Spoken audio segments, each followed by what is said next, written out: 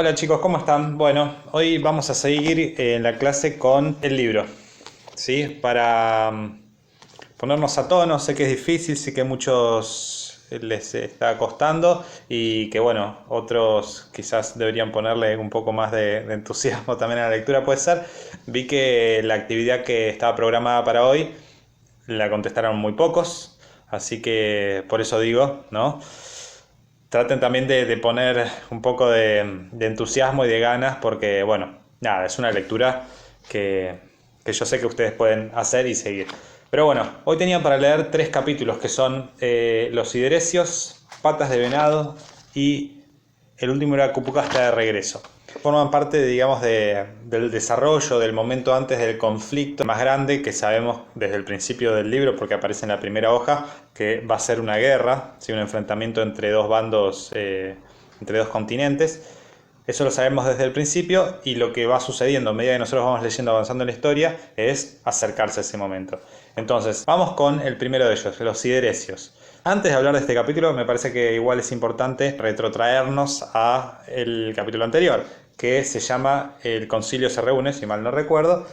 El concilio es la reunión que va a haber para debatir qué hacer con estos visitantes que llegan, porque ellos, los habitantes de las tierras fértiles, reunidos en Beleram, que es una ciudad al norte, ya saben de la llegada de alguien, de un grupo de personas de otro continente. Lo que no saben es si vienen son de paz o si vienen para destruir todo. Nosotros hemos leído en capítulos anteriores que más bien los signos que se venían dando eran signos de conflicto. En este capítulo vamos a ver que aparecen nuevos personajes, ¿sí? Nosotros veníamos leyendo la novela siempre con los mismos personajes, los Usiwilkes, con Dulcancelin, sus hijos, estaba Cupuca y estaba Cucú, y creo que no leímos a ningún personaje más. Bueno, en esta parte aparecen 1, 2, 3, 4, 5 personajes más. Habíamos mencionado también a los Lulus antes. Ah, y a los pastores. Bueno, estos 5 personajes son representantes entonces de estos 5 pueblos que habitan también las tierras fértiles. Para los que no vieron la clase pasada, había un video en el que Liliana Bodoc cuenta un poco en qué se basó para escribir esta novela de fantasía épica, ¿sí? Una de las cosas que ella dice es que es una metáfora, es una forma de ver y de analizar y de criticar y dar su postura, su punto de vista sobre la llegada de los españoles a América, ¿sí? Para el que no se dio cuenta, este mapa, ¿no? Es y no es, como dice Liliana Bodoc, es y no es América, ¿sí? Las tierras antiguas son y no son Europa.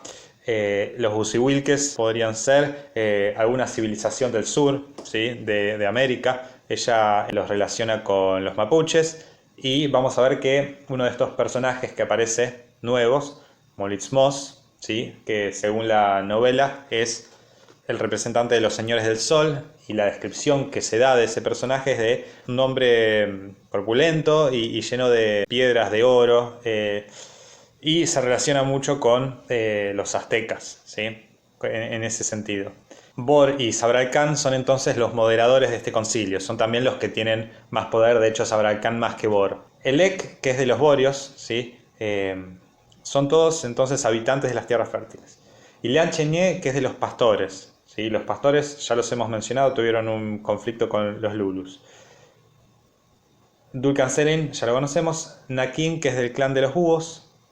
Y Molitz Moss, como decía, de los Señores del Sol. Bueno, volvamos entonces al capítulo de los Siderecios. ¿Dónde transcurre? ¿En qué lugar transcurre? En el Yentru. Yentru es el mar que une las tierras fértiles con las tierras antiguas. Entonces, ¿en qué tiempo transcurre este capítulo? Bueno, es un tiempo paralelo o inmediato a el concilio que yo recién estaba mencionando, hablando, ¿sí? Mientras están en el concilio estos personajes, en el mar están navegando estos siderecios. Los siderecios son los que vienen de las tierras antiguas. ¿Cómo se llaman estos personajes? Drimus y Leogros. Drimus califica ahí como el doctrinador, ¿sí? Que es quien lleva la batuta, podríamos decir. Toma las decisiones, ¿sí? Dentro de esta flota. Leogros entonces es también un personaje importante de los Siderecios, ¿sí? No es un guerrero cualquiera, sino alguien también que tiene cierto poder, pero menos que Drimus. Entonces hay una serie de barcos que están yendo de las tierras antiguas a las tierras fértiles y vemos ahí que se van a separar en dos, ¿sí? 3 barcos, ¿sí? Poquitos, van a ir a Beleram y van a llegar con regalos.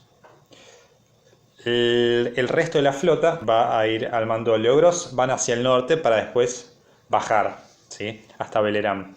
Ahora, en este capítulo no pasa nada más que eso, ¿sí? Es una navegación, aparecen dos personajes nuevos, Drimus y Leogros. Se describe un poco cómo son los sideresios, ¿sí?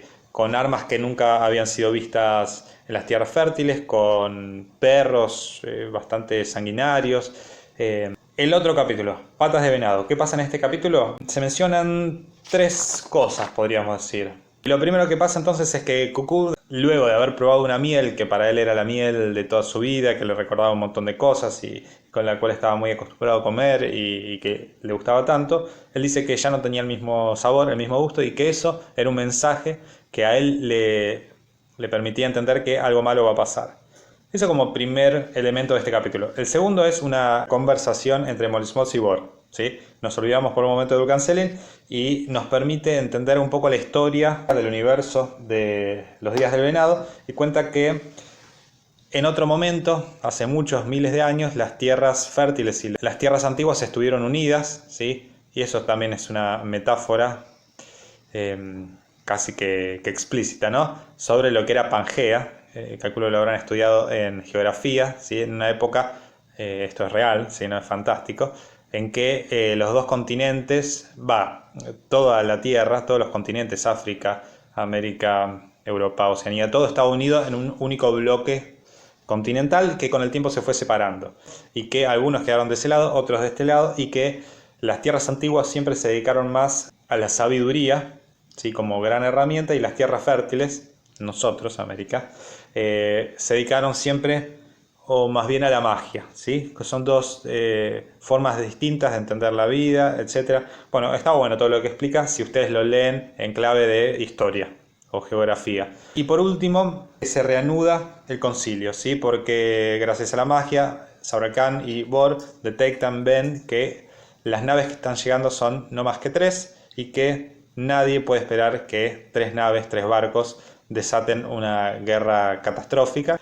Dulcancelin sostiene su postura de que llegan para desatar una guerra, entonces termina el capítulo diciendo que el ejército, los arqueros de Molismoth van a esperar cerca del puerto y Dulcancelin con su ejército van a esperar retirados un poco escondidos por si llegara a ser necesario atacar. El último capítulo de Cupuca, está de regreso. Este capítulo ocurre también de forma paralela al concilio y a las naves que están llegando. Ocurre en qué lugar? En los confines, ¿sí? ¿Qué personajes hay en este lugar? Bueno, Cupuca principalmente y los Usiwilkes. Cupuca llega a los confines y se encuentra con Piuquemam, ¿sí? Cupuca se da cuenta que algo le pasaba a Piuquemam, habla con la vieja Kush y le dice, juntos dicen casi al unísono, el tormento del halcón ahijador. ¿Qué es esto? Bueno, ustedes se acordarán que uno de los primeros capítulos en la parte 1, Piuquemam con su otra hermana, Wilkelen, habían ido a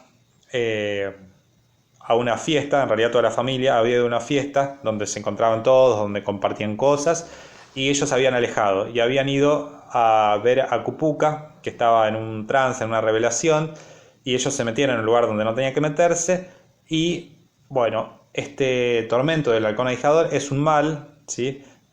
Que le cae a quienes desobedecen, ¿sí? Órdenes que deberían haber obedecido, y que consiste en perder la vista básicamente, pero bueno, le brinda otra posibilidad, ¿sí? No queda ciego por completo, sino que, bueno, creo que es más fácil que lo lean a que yo lo explique por acá, está en la página 202, 203, y que bueno, termina este capítulo entonces con Cupuca, que se lleva a Beleriand, a toda la familia de Dulcancelin, excepto a Piuquemam y Wilkelen, ¿sí? Se lleva incluso entonces a Cuicuyén, que vieja Kush le pide por favor que vaya, ¿sí? Hacia el norte.